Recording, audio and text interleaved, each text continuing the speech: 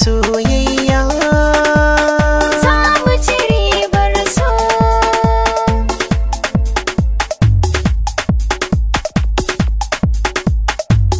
ni aini da ke amana ce, ado na so kyawun zance.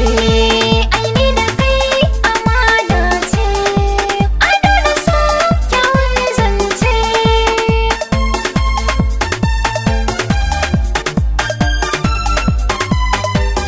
Ni bara da gyara harshe na domin zancen na bara. Ina da ke a birni da ke kin zarce dubu a tara. Ba zuwa raba ni da ke mai yin haka zai asara. Da ni da ke mujera kamar wata da zara, da mun faso a dara. Da ni da ke amana ce, samun idin ki ne ya dace.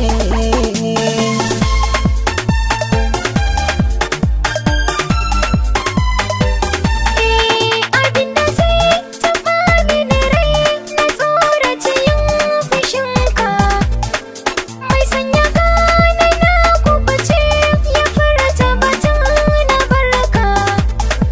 Domin jinin da ke a jiki yana haɗa ne da naka, zan sa tsaro a kanka na kauda masu kinka. Iya wuya a barka, ni ce guda na dace da kai, ƙaunar ka a zuci hujja ce.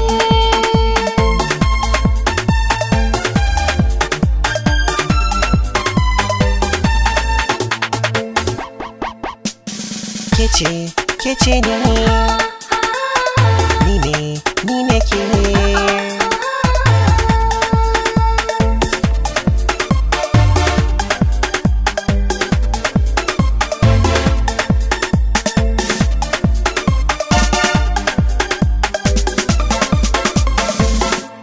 Ni da ke soyayya sabuwa, har abada ni da ke zan yi rayuwa.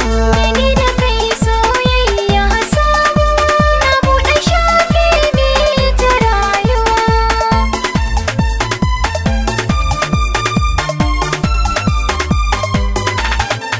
Kwatankwacin soyayya da nake miki kamar jiki ne da ruhi. Ban damu komai za a faɗa mini akan kina aje sharhi. Rike ni sani a ranki da gaskiya, so ya wuce maka ruhi. Ke ce cikin buri na gaskiya, zaman mu da'iman mi rayuwa.